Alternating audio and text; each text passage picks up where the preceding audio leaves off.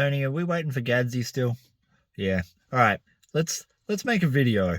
I want to talk about not confusing skill and good ground when it comes to gold prospecting, because a lot of the time, effort and skill do not equal reward. There are a whole bunch of activities that you can do and practice and get better at and be rewarded for that practice and effort. Say you pick up tennis for the very first time and you're going to be a total klutz with no idea what to do. But if you practice every single week and you put in the hours and you put in the effort, you likely get better. And then once you add in things like coaching and teaching to that mix, you can even reach a high level or a professional level at the thing that you've chosen. The same thing is not true for gold prospecting. I see a lot of people comment on videos and I see a lot of people talk about how good of a prospector certain people are, and they are very skilled. So let me just point out straight away that these people are extremely skilled at what they do, but you can't confuse their skill level and the ground that they're working on. So let me explain and break that down for you. If you take someone like Levi from Tassie Boys, who pulls out, I've seen him pull out on his videos over an ounce of gold just with a snorkel mask and a snuffer bottle and a crack scratcher, right? And he does a fantastic job of it. He's extraordinarily skilled at his research and the type of prospecting that he practices, which is sniping. But if you take Levi and you stick him in a creek that I've pulled ounces of gold out of panning, I can guarantee you he would be lucky to find a couple of grams. And I'm saying a couple of grams not in one session, but in weeks. And it's simply because the methodology that he is employing is incorrect for my area. So you have a very skilled prospector, someone who knows what they're doing, is very capable of finding areas and locations that potentially have gold and then narrowing down where the gold is in a creek.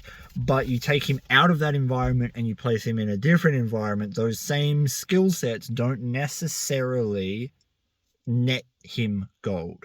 And that is because the geology is different, and the geology is everything. Unlike tennis, unlike any sport, any musical craft, anything that you can do where you buy the supplies or you participate in it and it solely relies on your skill, you cannot magic gold or coins or anything else into the ground. It is what it is. Therefore, you could be the most skilled prospector on the entire planet, but if you don't have the funds or the capability of getting yourself to where the really good deposits of gold are, chances are you're not going to have the same level of success as someone who has a lesser skill set on really good ground. Now, I bring this up because I see all the time people getting inverted commas conned into thinking that buying a metal detector or going sniping is what is going to net you the most amount of gold. And this is really obvious in my comment section with metal detecting. A lot of people are like, why don't you go metal detecting? All the guys on Aussie Gold Hunters and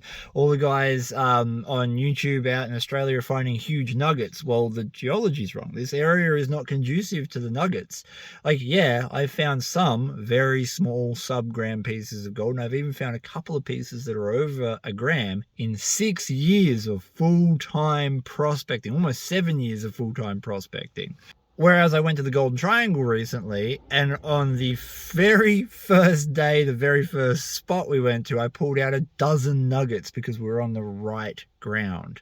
And what I wanted to say was, the investment you make into purchasing something like a metal detector, which is a very expensive and costly purchase, and there's also a very steep learning curve to it. Isn't that right, Fernie? May be better spent in investing in something such as a pan, a sluice box, and then a whole bunch of petrol money to travel to gold fields that are going to give you your maximal return. Even though we don't do this for the return, the experience is everything. So if you're watching this and you're wondering about getting into gold prospecting, or you know someone who's about to make the purchase, the big large purchase of a metal detector, perhaps take the time to consider a different method, because even though you're purchasing a metal detector to try and replicate what you're seeing as a very skilled prospector on a TV show or a YouTube channel, the chances are the gold in your area is not going to be conducive to that kind of prospecting. and seeking alternate, cheaper methods that allow you some money in the bank to do some travel might just pay off a whole lot more. Isn't that right, Gadsy? Yes, it is. And that means both Fern and Gadsy agree with that statement, therefore you should believe it. They clearly know what we've been talking about for the last 5 minutes. Oh yeah, about licking faces.